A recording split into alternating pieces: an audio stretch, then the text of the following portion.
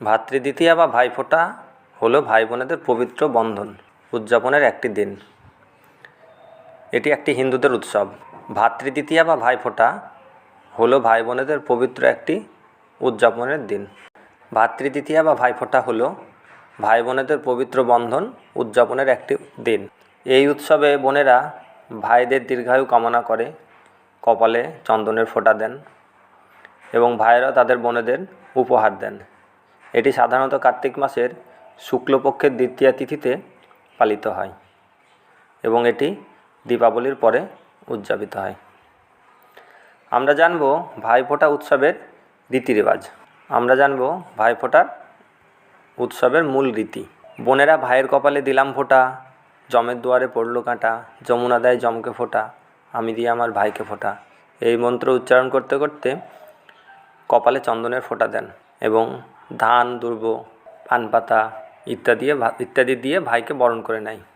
তারপরে ভাইয়ের ফোঁটা দেওয়া হয়ে গেলে ভাইকে মিষ্টি মুখ করানো হয়। বিভিন্ন রকমের মিষ্টি দিয়ে ভাইকে মিষ্টি মুখ করান বোনেরা এবং উপহার বিনিময় হয় সবশেষে। এবার আমরা জানব শাস্ত্র অনুযায়ী ভাইফোঁটা কী। পৌরাণিক কাহিনী থেকে প্রচলিত হয়েছে, যার মধ্যে প্রধান হলো যমুনার কাহিনী এবং আরেকটি আছে শ্রীকৃষ্ণ ও সুভদ্রার কাহিনী। তো প্রথমে জেনে নেব যম এবং যমুনার এই কাহিনী। যমরাজ এবং যমুনার মধ্যে একটি গভীর সম্পর্ক ছিল। যমুনা তার ভাই যমকে তার বাড়িতে আমন্ত্রণ জানান এবং তার কপালে ফোঁটা দিয়ে পুজো করেন এবং নানা রকমের মিষ্টি ও খাবার খাইয়ে আপ্যায়ন করেন। যমুনা যখন যমকে আপ্যায়ন করেন তখন যম তাকে এই আশীর্বাদ করেন যে এই তিথিতে বোনেরা তাদের ভাইদের কপালে ফোঁটা দিয়ে ভাইদের দীর্ঘায়ু কামনা করবেন এবং অকাল মৃত্যুর হাত থেকে রক্ষা করবেন। এই ঘটনা থেকেই যম দ্বিতীয়া বা ভাইফোঁটা উৎসব প্রচলিত হয়। এবার আমরা জানব ভগবান শ্রীকৃষ্ণ ও সুভদ্রার কাহিনী।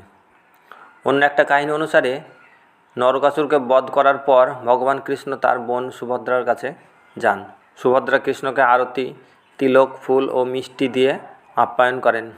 কৃষ্ণের ওই আপ্যায়ন থেকে অনুপ্রাণিত হয়ে এই দিনই ভাইদুজ বা ভাইফোঁটা হিসাবে পালিত হয়।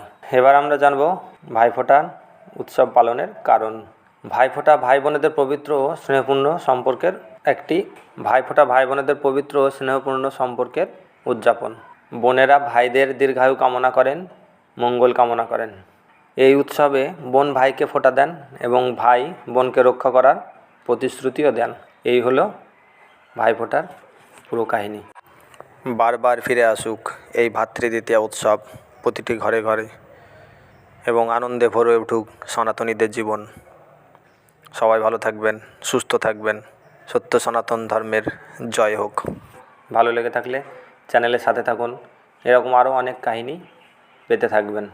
জয় জয় শ্রী রাধে।